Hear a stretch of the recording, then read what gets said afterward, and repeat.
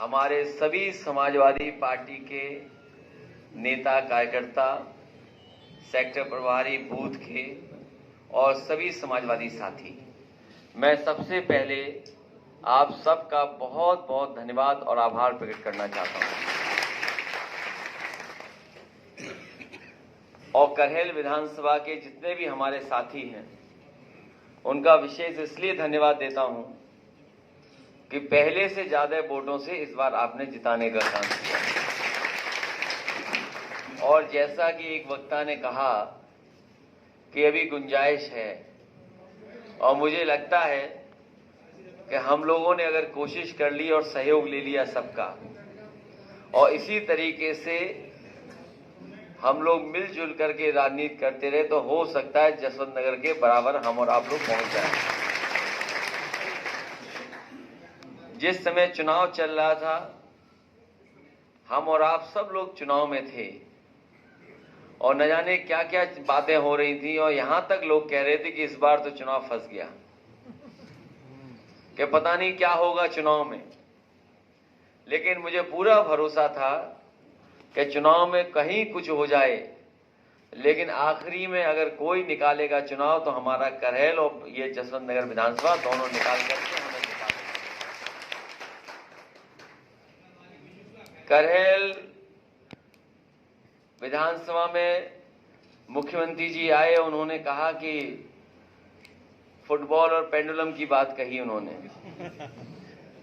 लेकिन वो ये जानते नहीं थे करहेल के लोग स्प्रिंग की तरह हैं, जितना दबाओगे उतना ही तेज उछल जाएंगे।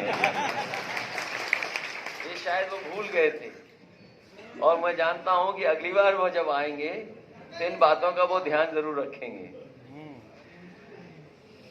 बहुत बड़ी जीत है और बहुत बड़ा संदेश गया है। मैं जब लोकसभा में गया और डिम्पल यादव ने जब शपथ ली, उसके बाद प्रेस से लेकर के तमाम लोगों से मिलने का मौका मिला। वो न जाने क्या सोच करके बैठे थे।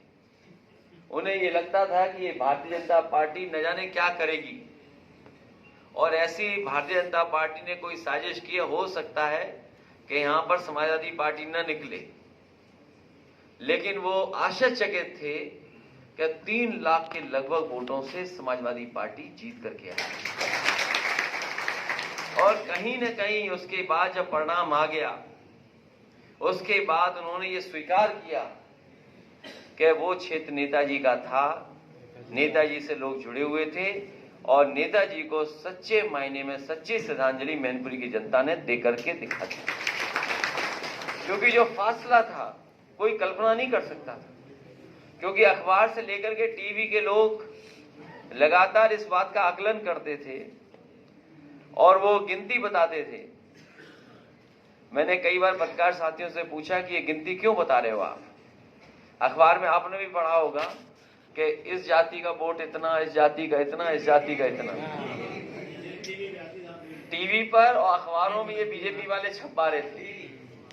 मैंने उससे पूछा कि ये बताओ, 2 बार जनगणना हो चुकी है।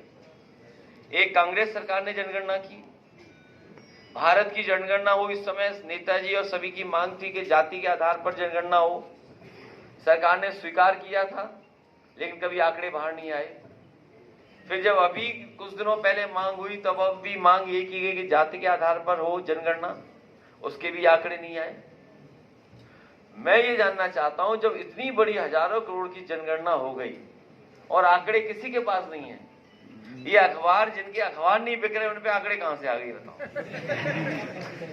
बताओ, ये जो अखबार बिक नहीं रहे हैं, बंद होने जा रहे हैं, आखिर इन पे आंकड़े कहां से आ गए? ये आंकड़े इसलिए जारी कर रहे थे कि हम और आप सब लोग घबरा जाएं और समाज में ऐसा फैल जाए कि हाँ, ये मिल करके हरा सकते हैं हम लोग। लेकिन मुझे खुशी है इस बात की कि वोट पड़ने के बाद जो आकलन किया है, कोई ऐसा वर्ग नहीं बचा जिसने हमारी आपकी मदद नहीं की है। कोई वर्ग नहीं बचा। इसलिए जिस तरीके से हम लोगों ने इस बार काम किया है, अगर इसी तरह से हम लोग काम करते रहेंगे तो समाजवादी पार्टी का मुकाबला कोई भी दल कर नहीं सकता।